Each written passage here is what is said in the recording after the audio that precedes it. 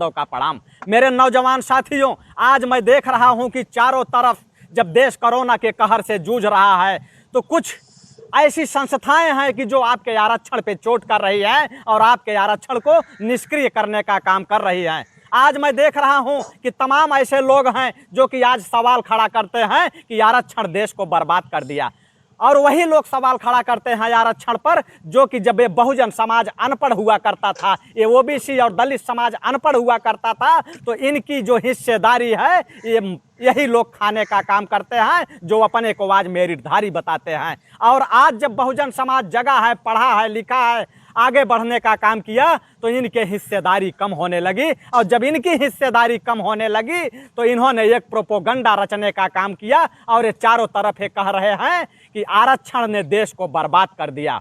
मैं इनसे पूछना चाहता हूं, मैं इनको खुला चैलेंज देता हूं कि कभी आकर के हमसे आरक्षण पर ही डिबेट कर लेना, अगर तुम्हारी माँ ने तुम्हें दूध पिलाया है तो। जो लोग ये कहते हैं कि आरक्षण ने देश को बर्बाद किया, मैं उनसे ये पूछना चाहता हूं कि आज़ाद भारत में अब तक 15 प्रधानमंत्री बन चुके हैं। इन 15 प्रधानमंत्री में कितने आरक्षण के लोग बने हैं, यह बताने की कोशिश करो। अब तक मुख्य चुनाव आयुक्त 19 मुख्य चुनाव आयुक्त बने हैं, इसमें आरक्षण वाले हैं या गैर आरक्षण वाले हैं, यह बताने का काम करो। अब तक मुख्य न्यायाधीश जो होते हैं, उन मुख्य न्यायाधीश में 47 मुख्य न्यायाधीश बने हैं, उसमें मेरिटधारी बने हैं या आरक्षणधारी बने हैं, यह बताने का काम करो। आज देश के अंदर नफरत फैलाने का काम मीडिया कर रही है, जो मेन स्ट्रीम मीडिया है। उस मेन स्ट्रीम मीडिया में तुम बता दो कि मेरिटधारी लोग बैठे हैं कि आरक्षण वाले लोग बैठे हैं। और ये मेरिटधारी जो अपने को बताते हैं कि हमारा तो मेरिट होता है, हम पढ़ने में बहुत आगे होते हैं, मैं उनको खुला चैलेंज देता हूं कि इनकी मेरिट जो बनती है यह पैसे के दम पर बनती है, यह पैसे के दम पे बनती है। और जो डिग्रियां खरीदी जा रही हैं वो पैसे के दम पे खरीदी जा रही हैं। आज प्राइवेट स्कूल इसीलिए खुलवाए जा रहे हैं कि आसानी से ये मेरिट खरीद सकें और आसानी से ये डिग्री खरीद सकें। आज डिग्री खरीदने के लिए आपके पास करोड़ों रुपए हो तो आप कितना भी बड़ा से बड़ा मेरिट बनवा सकते हैं। और जो लोग ये कहते हैं कि देश को बर्बाद करने में आरक्षण का हाथ है, मैं उनसे ये पूछना चाहता हूं कि किसी भी देश को बर्बाद करने में सबसे बड़ा हाथ और सबसे बड़ा योगदान वहां की अर्थव्यवस्था का होता है, लेकिन भारत की अर्थव्यवस्था को खत्म करने में सबसे बड़ा योगदान यहां के घोटालों का रहा है। और यहां के घोटालों की सूची उठा के देख लो, तुम यहाँ की सूची उठा के देख लो कि अब तक देश के अंदर जितने घोटाले हुए हैं बड़े बड़े, वह घोटाले करने वाले आरक्षणधारी हैं या मेरिटधारी हैं। सबसे पहला घोटाला हमारे देश में 1948 में हुआ था, जिसे जीप घोटाला के नाम से जाना जाता है। दूसरा घोटाला 1951 में हुआ था, जो साइकिल खरीद घोटाला के नाम से जाना जाता है। 1956 में हरिदास मुदड़ा घोटाला होता है। 1963 में प्रताप सिंह कौर घोटाला होता है। 1965 में पटनायक घोटाला होता है। 1974 में मारुति घोटाला होता है। 1987 में HWD घोटाला होता है।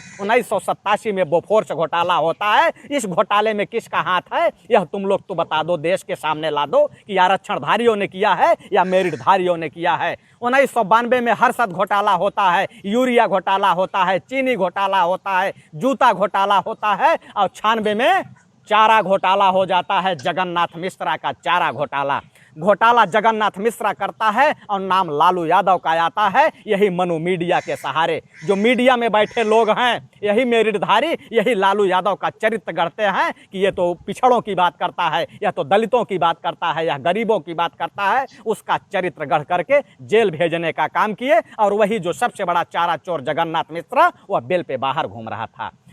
भाजपाइयों का सबसे बड़ा घोटाला तहल का घोटाला था, जिसमें कि भाजपा के राष्ट्रीय अध्यक्ष बंगारू लक्ष्मण का नाम आया था। वहां भी बता दो कि मेरिटधारियों ने घोटाला किया कि आरक्षण ने घोटाला किया। यूटीआई घोटाला हुआ, आदर्श घोटाला हुआ, ताबूत घोटाला हुआ, जो कि एक शर्मनाक घोटाला था ताबूत घोटाला। 1999 में जब हमारे देश के जाबाज सिपाही कारगिल का युद्ध लड़ रहे थे और दुर्गम चोटियों पे चढ़ रहे थे, उस समय पाकिस्तानी गोलियों का शिकार हो रहे थे, उनके शरीर गोलियों से छलनी हो रहे थे, उनकी लाशें जो आ रही थी, वह कफन घोटाला करने वाले लोग यही मेरिटधारी लोग हैं।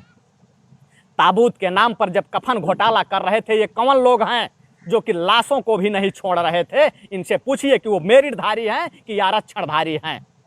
उसके बाद 2G स्पेक्ट्रम घोटाला हुआ, राफेल घोटाला हुआ, तमाम बड़े बड़े घोटाले हुए हैं। अगर उन घोटालों की सूची निकाल दिया जाए तो 3 दिन लग जाएगा पढ़ते पढ़ते कि देश को बर्बाद मेरिटधारियों ने किया है कि आरक्षणधारियों ने किया है। उसके बाद देश का पैसा लूट करके विदेश भागने वाले लोग, जिन्होंने कि बैंकों को डुबा दिया, वह चाहे ललित मोदी हो, चाहे मेहुल चौकसी हो, चाहे विजय माल्या हो, चाहे विक्रम कोठारी हो, वह जो लोग देश का पैसा लूट लूट के आज विदेशों में सटल हुए हैं, ये कौन से लोग हैं, यह भी बताने का काम करो। लेकिन मनु मीडिया नहीं दिखाएगी। यह मीडिया इसलिए नहीं दिखाएगी क्योंकि वहाँ जो बैठे हैं लोग वो आरक्षणधारी नहीं है। आरक्षणधारी होते तो वो देश की सच्चाई दिखाते। आज ISI से संबंध है और पाकिस्तान के लिए जो जासूसी करने वाले लोग हैं, ये कोई आरक्षणधारी नहीं है। कोई आरक्षणधारी हो तो उसका नाम बता दो कि ISI के लिए काम कौन करता है और पाकिस्तान के लिए जासूसी करने का कौन काम किया है। यही लोग हैं जो पाकिस्तान की जासूसी काम किए हैं। कोई आरक्षणधारी पाकिस्तान की जासूसी के लिए काम नहीं किया।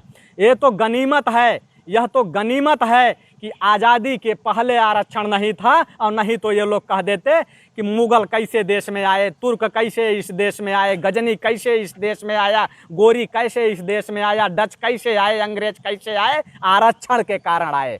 ये अपने निकम्मेपन को नहीं बताएंगे, अपने नाकारेपन को नहीं बताएंगे, ये बताएंगे कि आरक्षण के कारण देश बर्बाद हो रहा है। आरक्षण के कारण देश बर्बाद होने की बातें तब करने लगे जब लोग अपनी भागीदारी मांगना शुरू कर दिए कि हमें अपनी भागीदारी दे दो।